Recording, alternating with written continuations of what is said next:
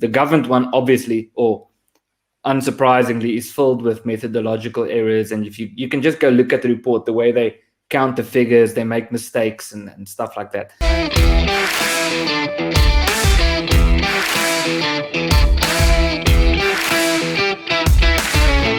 Please go check out rebelstoresza.com. Their winter range is now available.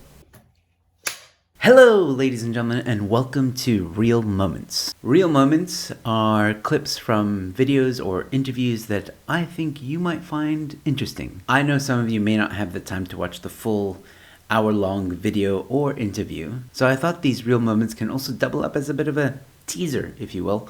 And who knows, maybe if you enjoy this clip, you might want to watch the full video. Links to the full video or interview are always in the description below. Also, if you want to donate to the show, there's a link in the description for you to do just that. You can now contribute to the show for as little as 40 Rand a month via debit order. Also, there are now some exclusive perks if you're a member. T's and C's apply. This is only available through Quicket. Or you can visit my website for various options on how to contribute to the show. Donations are not a must, but they're greatly appreciated and go a long way to supporting the channel. And of course, subscribing is always free. With that being said, ladies and gentlemen, here is your real moment.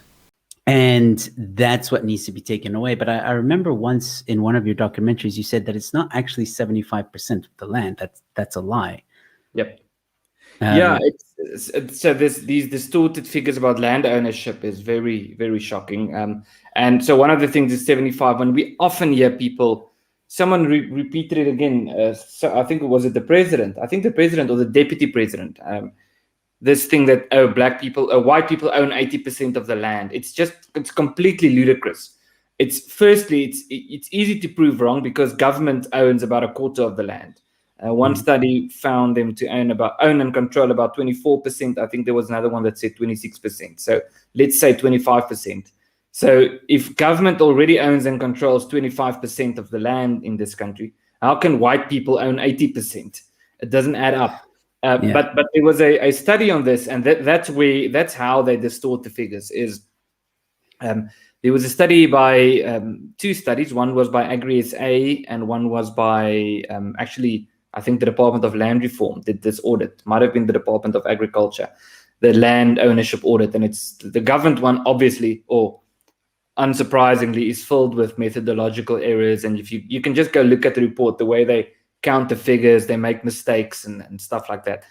But what happened, there was one of the studies said that of the land that is privately owned, or of the land that is owned by individuals, something in the, I think 72% or something is owned by white individuals. So in other words, that excludes all the land in the country that is held by trusts and companies and so forth. So only the land that is owned by individuals, which, if I recall, was 20%. So it's basically 70% of 20%. It's something like that. I don't have the exact numbers, but it's along those lines.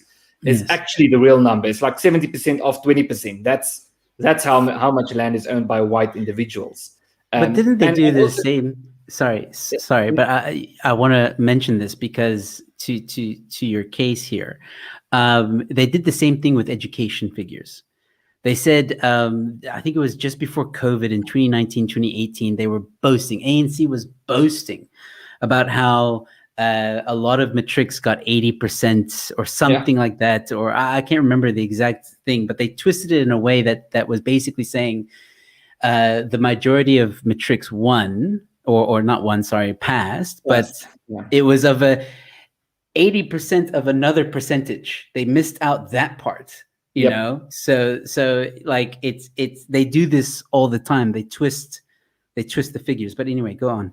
Yeah, no. The one of the big problems with the education system is in South Africa is how many children or pupils fall out before reaching grade 12. I think it's about a third that eventually of people who enroll. What you should look at is how many people enroll for grade 1, let's say in 12 years ago, and how many people are grade 12 this year.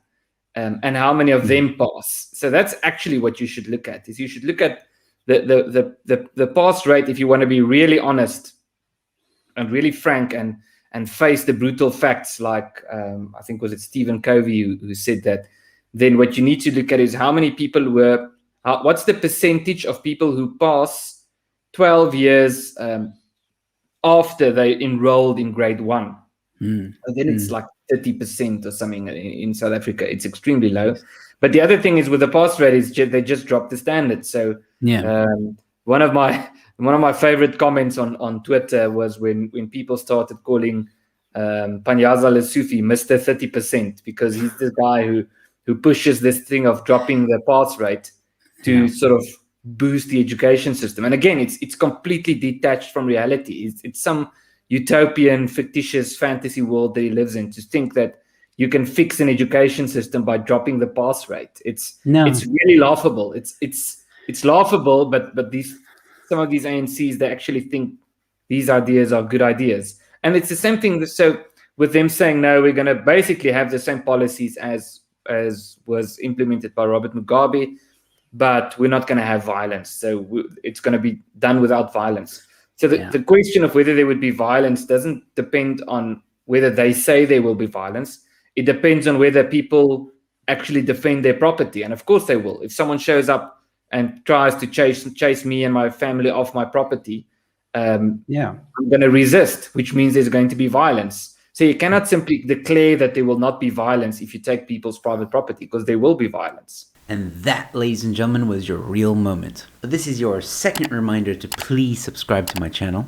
Please like and comment below. Let me know what you think. If you enjoyed this content, please share it with friends and family. Also, check out the Joe Emilio Show Telegram channel. It's a channel, not a group, so you won't be bombarded by weird memes and information. It's really just a notification channel for you to be notified of all my upcoming uploads and live streams. Link is in the description. You can also watch more of my content here, or here, somewhere in this general area. Just check it out.